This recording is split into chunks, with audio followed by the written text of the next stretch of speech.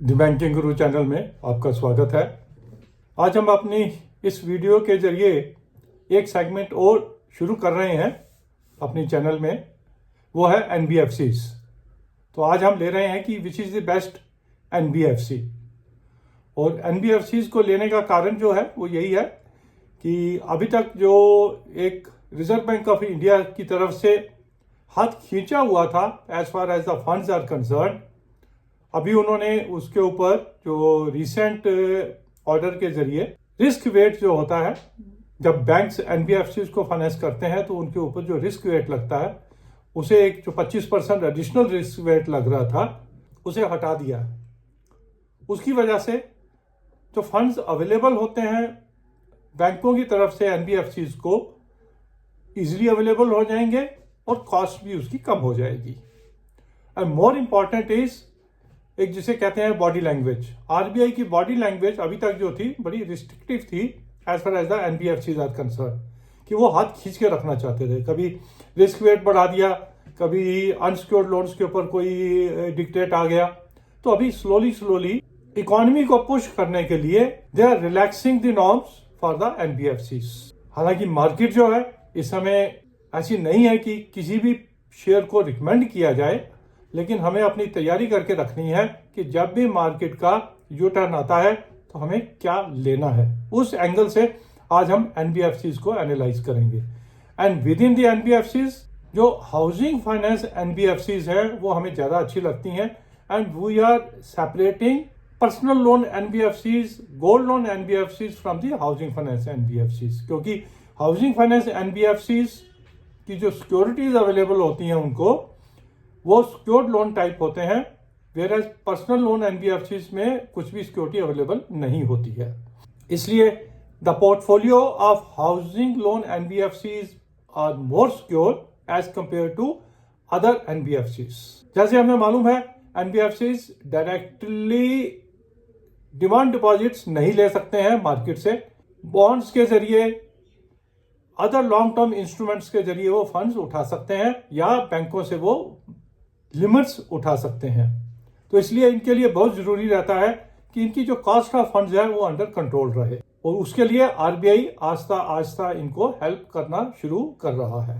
तो आइए देखते हैं 4-5 एनबीएफसीज को आज हम एनालाइज करेंगे, जिसमें बजाज हाउसिंग फाइनेंस, हुडको, एलआईसी हाउसिंग फाइनेंस और पीएनबी, ये 4 को हम एनालाइज करते हैं कि अगर हमें हाउसिंग लोन एनबीएफसीज में इन्वेस्ट करना है तो इन चारों में से किस में करना चाहिए।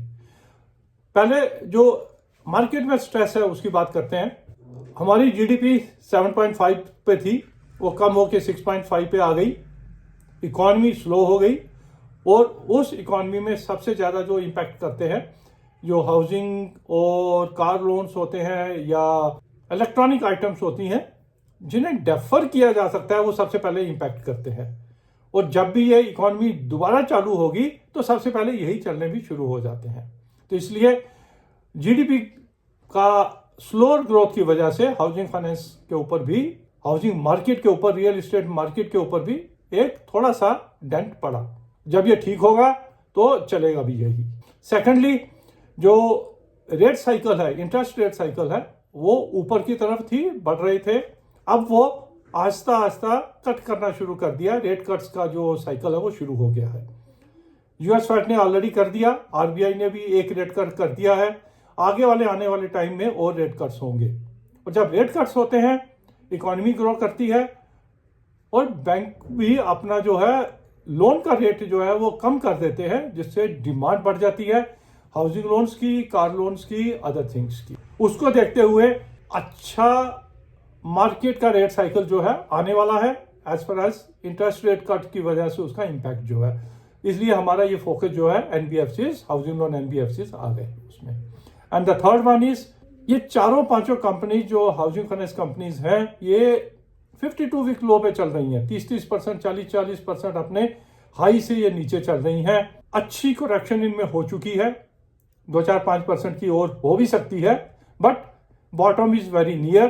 तो इसलिए हमें कुछ हाउसिंग फाइनेंस कंपनीज में इन्वेस्टमेंट भी सोचनी चाहिए। तो आइए देखें कि फाइनेंशियल स्ट्रेंथ वाइज इन एनबीएफसीज में से हमें कौन सी चूज करनी है। 3-4 पैरामीटर हम लेके चल रहे हैं, जैसे नेट इंटरेस्ट मार्जिन है, ग्रॉस एनपीए है, नेट एनपीए है, शेयर कितना टूटा हुआ है, प्राइस अर्निंग की पीई रेशियो क्या है। इन सब चीज़ों को देखते हुए हम डिसाइड करेंगे which is the best NBFC. Bajaj housing finance net interest margin is 4%, हुडको का नेट इंटरेस्ट मार्जिन 3.19, एलआईसी का 2.70 और पीएनबी का 3.70। तो इनमें the best one is Bajaj housing finance and the second best is PNB. NPA देखते हैं, ग्रॉस एनपीए बजाज का है 0.29, हुडको का है 1.88, एलआईसी का है 0.43 और पीएनबी का है 1.19। तो इसमें लोएस्ट है बजाज और हाईएस्ट है हुडको। तो इसमें भी बजाज जो है स्कोर करता है। ग्रास तो ठीक है, लेकिन प्रोवाइड फॉर करके नेट कितना कितना है वो भी देख लेते हैं। नेट एनपीए बजाज का 0.13 काफी कम है, हुडको का 0.27 ये भी कंट्रोल में है, एलआईसी का 0.17 this is also under control, PNB का जो है 0.80 ये ज्यादा है। That means PNB housing finance ने अपने एनपीएस को प्रोवाइड फॉर प्रॉपरली फुली नहीं किया हुआ। अगर आप शेयर देखें तो सभी शेयर जो है टूटे पड़े हैं। बजाज जो है 108 रुपये पे है, 52 वीक लो 103 देखा इन्होंने, हुडको 165 पे है, 52 वीक लो 152 पे है, एलआईसी 496 ऑलमोस्ट 52 वीक लो और पीएनबी जी थोड़ा सा ऊपर है 755 पे है and 52 week low is 600। Price earning अगर देखें बजाज की पीई जो है 46 है, ये बहुत हाई है भाई। हालांकि नेम अच्छी है, नेट एनपीए अच्छे हैं, शेयर भी टूटा हुआ है, लेकिन इस लेवल पे भी पी रेशियो इनकी काफी हाई है। हुडको की प्राइस अर्निंग 12 पे है, एलआईसी की प्राइस अर्निंग 5.30 पे है और पीएनबी की प्राइस अर्निंग 10.76 पे है। ये तो इनमें इन सब में एलआईसी जो है वो स्कोर कर जाता है as far as the PE concern. और एलआईसी जो है सेक्टर में बिगेस्ट कंपनी भी है। अगर बेनिफिट होगा तो बिगेस्ट जो है एलआईसी हाउसिंग फाइनेंस को होगा। अगर इनकम देखें तो 2300 करोड़ की इनकम है बजाज की, 2700 करोड़ की इनकम है हुडको की। रेवेन्यू की बात हम कर रहे हैं, प्रॉफिट की नहीं। एलआईसी का रेवेन्यू है 6900 करोड़ और पीएनबी का है 1800 करोड़। और अगर प्रॉफिट देखें 548 करोड़ का प्रॉफिट बजाज का, 735 करोड़ का प्रॉफिट हुडको का, 1431 करोड़ जो है एलआईसी का है और पीएनबी का 482 करोड़ का है। तो अगर इन सब में हमें अगर एक नाम चूज करना है तो वो आता है हमारा एलआईसी हाउसिंग फाइनेंस नंबर 1 पे। प्राइस अर्निंग कम है, बिगेस्ट मार्केट लीडर है इसमें। सेकंड नंबर पे हमारा आता है पीएनबी हाउसिंग फाइनेंस 10.76 की पी। एनपीए पे ये मार खा जाता है, अदरवाइज निम जो है नेट इंटरेस्ट मार्जिन ये अच्छा है। Bajaj is as a company is the best one but costly है, अभी भी 46 की पी पे ये कॉस्टली है। तो हमारा जो मैंडेट है एनालिसिस जो है थोड़ा मिक्स सा है, depending on your risk profile आप उसमें से डिसाइड कर सकते हैं। But one thing is sure, in addition to banks अगर एक और सेक्टर चलेगा तो वो एनबीएफसी चलेगा and within that NBFC जब भी चलेंगे हाउसिंग फाइनेंस एनबीएफसी हमें अच्छी रिटर्न दे सकते हैं। और नेक्स्ट क्वार्टर से हम इन 4 हाउसिंग फाइनेंस कंपनीज की क्वार्टरली रिजल्ट्स भी एनालाइज करने की कोशिश करेंगे और अपने recommendation from time to time results के बेस के ऊपर आपके साथ शेयर भी करेंगे। Thank you for watching our first video on NBFCs. Thank you.